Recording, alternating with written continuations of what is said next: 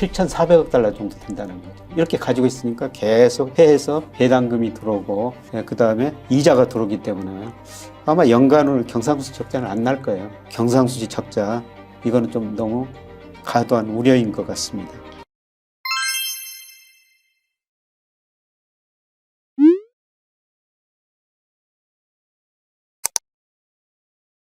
지금 보니까 가계부채가 특히 제일 많이 늘었어요. 예. 이렇게 급증한 이유가 있나요? 가계부채가 제일 빨리 늘어난 이유는요. 얼마 전에 그 마샬 K에서 미국도 마샬 K가 이기 때마다 늘어나고 우리나라도 네. 늘어났다 이런 말씀을 드렸습니다만 마샬 K라는 것은 M2 통화량이 명목 GDP에 비해서 얼마나 늘어났느냐. 쉽게 말해 실물에 비해서 돈이 얼마나 흘렸는가. 그런데 97년 이전까지는요. 우리가 마샬 K가 0.85 정도로 아시아 국가에서 제일 낮았거든요. 예, 그래서 그 당시 뭐 우리 고금리였는데요. 예, 전국 경제인연합회라고 정경련이 있거든요. 네. 한국은행한테 돈 좀 풀어달라. 우리가 돈이 실물에 비해서 고금리다. 이런 이야기를 했습니다. 예, 그때 저 재벌기업의 회장이 정부 관료 만나러 갈 때 저도 이 마샬 K 데이터를 몇 번 만들어준 적이 있었거든요. 예, 그런데 IMF 경제 이후 네. 우리도 돈을 많이 풀어버렸어요. 마샬 K가 급증해버리거든요. 0.8에서 1.18로. 그러니까 실물에 비해서 돈이 많이 늘어났다는 거죠. 뭐 이런 늘어난 돈이 어디론가 가야 했었죠. 네. 근데 IMF 경제위기 겪으면서 코스피가 277까지 폭락했습니다. 227이요? 예. 가능한 건가요? 그때 그만큼 떨어졌어요. 와, 네. 주가가 폭락했죠. 예, 그 다음에 대우가 발행하는 회사채 이런 거 사도요. 돈을 돌려받지 못할 수 있었어요. 예, 그러니까 우리 가게가 채권 사도 손해, 주식 사도 손해. 예, 그 돈을 그냥 은행에다 다 집어넣었어요. 그러겠네요. 은행으로 돈이 많이 들어가는 거예요. 근데 은행은 돈 들어오면은 그걸 운영해가지고 또 가게한테 원금 이자까지 내줘야 되거든요. 네. 은행으로 돈이 들어가는데 이때 IMF 경제위기 겪으면서 우리 기업들이 정신을 좀 차린 거예요. 과거처럼 과잉 투자를 안 합니다. 네. 투자를 확 줄여버려요. 아하. 예, 그리고 투자 줄이니까 금리도 떨어지면 금리가 많이 떨어졌죠. 네. 그래서 기업들이 구조조정하고 이익을 내니까요. 은행에서 돈을 안 빌려 써버립니다. 뭐 은행은 그 돈 어디다 대출해야 되겠어요? 기업들이 돈을 안 갖다 쓰니까 가계대출을 할 수밖에 없죠. 그래서 가계부채가 예. 늘어날 수밖에 없었던 예. 거군요. 그래서 97년에 은행 돈이 대출 측면에서 기업으로 71%가 갔고 가계로 29%가 갔어요. 근데 기업이 돈을 안 땄으니까 우리 은행들이 가계대출을 계속 늘리다 보니까 2006년에 가서는요. 가계대출 비중이 52%, 기업대출 비중이 48%. 네. 오히려 가계대출 비중이 기업대출보다 더 높아져 버린 거죠. 어. 그러다 보니까 이 당시에 가계가 은행에서 돈 빌려서 소비를 했는데요. 네. 여기서부터 우리 가계가 부실해진 겁니다. 은행이 돈 잘 빌려준다고 가계가 또 썼던 이유는요. 97년에 외환위기를 겪으면서 은행 대출 금리가 일시적으로 20%가 넘었거든요. 근데 2002년 이물에 가면서 금리가 6 내지 7%로 떨어집니다. 그래서 금리는 떨어지고 은행이 돈을 잘 빌려주니까 우리 가계가 은행 돈이 내 돈이다. 이렇게 은행 돈 빌려가지고 많이 쓴 거예요. 네. 특히 2002년에 가계라는 것은 전체적으로 자금 잉여 주체라고 그래요. 금융회사에 저축한 돈이 빌려 쓴 돈만 많은데요. 2002년에 5조 정도 적자 주체가 됩니다. 가계가 기업처럼 금융회사에서 빌려 쓴 돈이 더 많아져 버렸다는 거죠. 네, 그만큼 금리가 낮고 은행이 돈 잘 빌려주니까 2002년에 KBS PD 했던 제 친구가 네. 저한테 이런 이야기를 했어요. 은행 돈이 내 돈이다. 금리 많이 떨어지고 은행이 돈 빌려주니까. 그렇네요. 그래서 그 돈 빌려가지고 우리나라 가게들이 소비도 하고 주식도 사고 부동산도 산 거죠. 네, 그래서 이때 소비는 됐는데요. 이때부터 우리 가게가 부실해져 버린 겁니다. 이때부터 네. 이제 부채가 크게 늘어난 거예요. 아.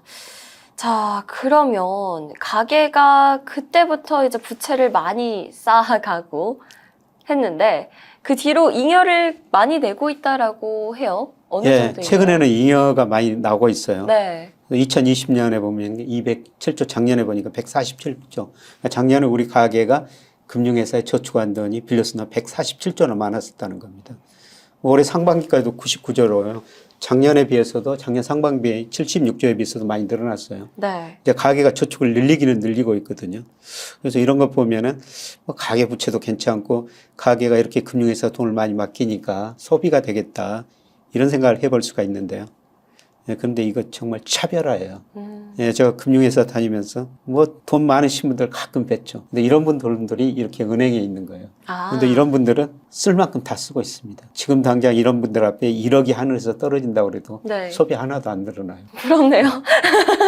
그런데 네, 제가 저 회사 옮기면서 네. 뭐 언론에서 제가 아주 높은 연봉을 받았다. 뭐 그렇게 높게 받은 건 아닌데요. 그런 보도가 나오니까 참 어려운 사람들이 많이 도와달라. 예, 그러면서 참 어려운 사람도 많이 봤습니다만 어려운 사람들은 쓸 돈이 없어요. 예, 그래서 소비가 예, 경제 성장률보다 2002년부터 계속 낮고요. 네. 예, 그다음에 우리나라 개인의 금융자산이 올해 2분기 보니까 4,922조 정도 돼요. 부채가 2,321조입니다. 네. 그러니까 금융자산이 부채에 비해서 한 2.1배 정도 많거든요. 근데 이게 98년에 2.8배였어요. 확 줄어들었네요. 그러니까 금융자산보다 가계부채가 많이 늘었다는 거죠. 네. 근데 일본이나 미국 같은 나라에는 한 5.6배, 7배 정도 되거든요. 일본 가계가 지금 뭐 1990년대 중반부터 장기 디플레에 빠졌잖아요. 네. 그래도 견디는 거는 일본 가계 금융자산이 부채보다 한 5.6배 많기 때문입니다. 근데 우리는 2.1배. 최근에 이제 금융자산 축적이 좀 늘어나고 있습니다만은 아직도 우리나라 가계부채가 너무 많다는 겁니다. 네. 우리나라가 미국이나 일본보다 가계부채가 높다. 거의 뭐 빚이 많은 나라네요. 가계부채가 너무 많은 나라예요. 네. IMF 당시보다도 뭐 가계부채 엄청나게 늘어났고요. 뭐 정부 부채도 굉장히 많이 늘었어요. 6%에서 47% 정도로 많이 늘었고 거의 뭐 가계부채도 2배 이상 늘어난 상황입니다. 이렇게 보면 굉장히 우리나라가 많이 부실해진 것처럼 보이거든요. 그러면 국내 상황은 이렇게 안 좋은데 대외 상황은 좀 나은 건가요? 대외 상황은 많이 개선됐어요. 그래요? 우리 IMF 경제위기 때 순부채가 네. 한 368억 달러였거든요. 근데 우리나라가 올 2분기 보니까 3,861억 달러예요. 우리가 대채권이 부채보다도 3,861억 달러가 많다는 겁니다. 아하. 뭐 GDP로 보면 23%예요. 물론 최근에 좀 줄어들고 있습니다. 2019년 말에 GDP 대비 30%에서 지금 23%로 줄어들었기는 합니다만은 지금도 우리나라가 해외 빚보다 우리가 해외에서 받아들 돈들이 훨씬 더 많다는 겁니다. 그래서 이런 것 보면은 국내 부분 막 가계 기업 부채 늘어나고 정부 부채 늘어나고 있습니다만은 해외 부분에서는 상당히 좀 건전해졌어요. 예. 네. 국내 부분에서는 그때보다 훨씬 나빠진 것처럼 나빠진 게 맞지만 해외 부분에서는 훨씬 더 상황이 나아지는 상황이다. 그래서 외환위기가 안 올 것이다라는 얘기신 것 같은데 예. 네. 그러면 우리나라가 이 순채권국이 된 이유가 궁금합니다. IMF 경제위기 겪으면서요. 기업들이 네. 투자를 줄이다 보니까 우리 저축률이 투자율보다 높아져요. 예, 경제 이론 뭐 국민소득 결정식 보면은 저축이 투자보다 높으면은 경상수지 흑자가 나거든요. 그래서 97년 이전까지는 우리나라 경상수지가 계속 적자였었어요. 예, 그런데 외환위기를 겪으면서 기업들이 투자를 덜 하다 보니까 경상수지 흑자로 돌아섰죠. 그래서 작년까지 보니까요. 98년부터 우리나라 누적 경상수지 흑자가 1조 118억 달러는 1조 달러가 넘었어요. 그러면 이 경상수지 흑자 가지고 우리가 뭐를 했느냐? 네. 해외 직접 투자를 한 거예요. 그 다음에 우리 국민연금도 뭐 미국 주식 채권 많이 사지만 외국 주식 채권을 산 겁니다. 특히 미국 주식 채권을 많이 산 거예요. 네. 이렇게 사다 보니까 어떻습니까? 우리 기업들 해외 직접 투자해가지고 이익을 좀 가져올 수가 있죠. 증권 투자하다 보니까 증권 투자 미국 주식 사면은 배당금이 나오고 그 다음에 미 국채 사면은 이자가 들어오는 것이죠. 네. 예, 그래서 우리나라 경상수지가 아마 적자는 안 날 거예요. 그리고 우리 대금융자산이요. 뭐 2조 지금 2분기까지입니다. 2조 한 1,200억 달러 되고요. 네. 예, 금융부채는 1조 한 4천억 달러 돼요. 그러니까 한 우리가 7,400억 달러 정도 대금융자산이 더 많은 거예요. 투자를 해서 좀 돈을 많이 벌어들이나 보네요. 예, 그래서 경상수지 흑자 가지고 계속 우리가 증권 투자를 정말 많이 했죠. 예, 그러다 보니까 작년에 배당수지 흑자가요. 97억 달러 냈어요. 그다음에 이자도 103억 달러. 그러니까 매년 해외 주식 사놓으니까 이자하고 배당이 들어오는 거죠. 올해는 좀 많이 줄어들고 있습니다만 네. 줄어들어도 이걸 투자소득 수지라고 그러는데요. 예, 계속 흑자나고 있습니다. 그래서 이것 때문에 아마 우리 경상수지는 연간으로 적자는 안 날 거예요. 근데 그래도 지금 올해 무역 수지 적자는 확대되고 있다라고 하지 않나요? 예, 뭐 10월 20일까지 보니까 우리 무역 수지 적자가 338억 달러도 뭐 역사적으로는 거의 최고치예요. 네. 이렇게 무역 수지 적자가 난 거는 그동안 수출은 증가했습니다만 원자재 가격이 너무 오르다 보니까 수입이 많이 증가해 버렸죠. 네. 예를 들어서 우리가 연간 10억 배럴 정도 원유를 수입하거든요. 그런데 유가가 지금 120달러까지 가다가 90달러 안팎으로 떨어졌습니다만 유가가 배럴당 10달러 오르면은 우리 원유 사는데 1년에 100억 달러 더 써야 되는 거예요. 그런데 유가가 얼마 전까지 뭐 작년 평균이 한 67달러 정도 됐거든요. 근데 예를 들어서 올해 유가가 90달러다. 네. 그러면은 최소한 20달러 오르면 우리가 원유 도입하는데 한 200억 달러 더 써야 되는 겁니다. 그러네요. 그래서 원자재 가격이 오르다 보니까 이렇게 적자가 났는데요. 그런데 적자가 좀 줄어들 것 같습니다. 왜냐하면 최근에 국제 유가 등 세계 경제 나쁘다고 원자재 가격이 많이 떨어졌지 않습니까? 네. 그리고 우리 그 소비가 줄어들고 있어요. 소비가 줄어들기 때문에 아마 수입 줄어들면서 서서히 이거 무역 적자는 줄어들고 있을 겁니다. 그런데 무역 수지가 적자난 데는 이건 어쩔 수 없는 현상인데요. 네. 지난 8월 달에 경상 수지가 31억 달러 적자 나버렸죠.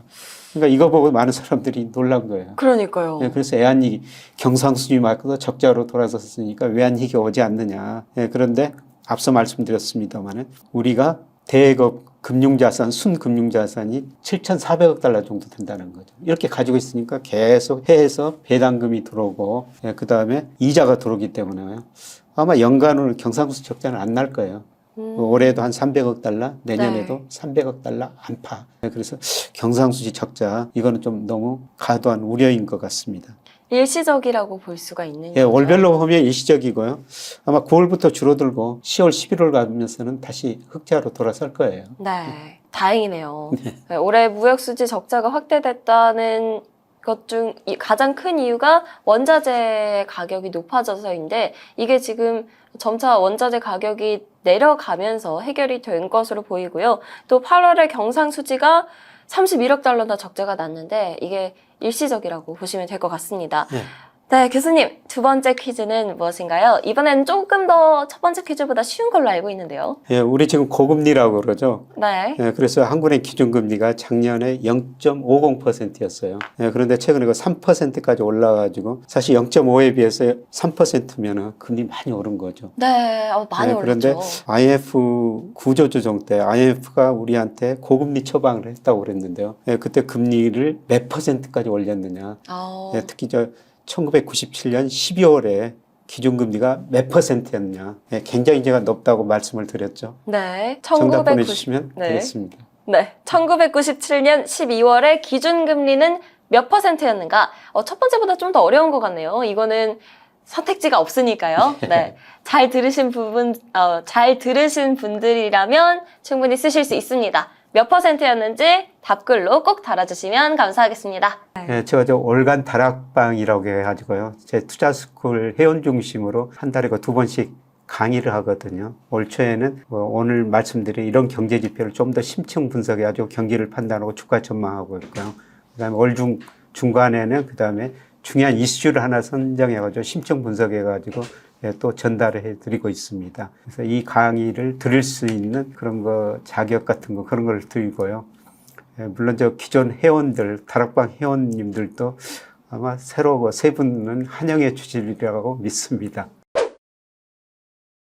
경제스쿨 애독자 여러분들, 올해 투자하기 참 어렵다는 이야기를 많이 하시는데요. 위기를 기회로 바꿀 수 있는 준비를 잘 해두신다면 지금이 바로 부를 축적해 나갈 좋은 타이밍이다. 그 타이밍을 한 번은 실패로 놓치지 않으면 하는 간절한 바람으로 같이 공부하는 투자스쿨도 열심히 준비하고 있으니 투자가 어렵다고 생각하는 분들도 함께 해보셔도 좋겠습니다. 설명글을 확인해 주시고요. 그럼 여러분 모두들 늘 좋은 오늘 되시길 바랍니다. 감사합니다.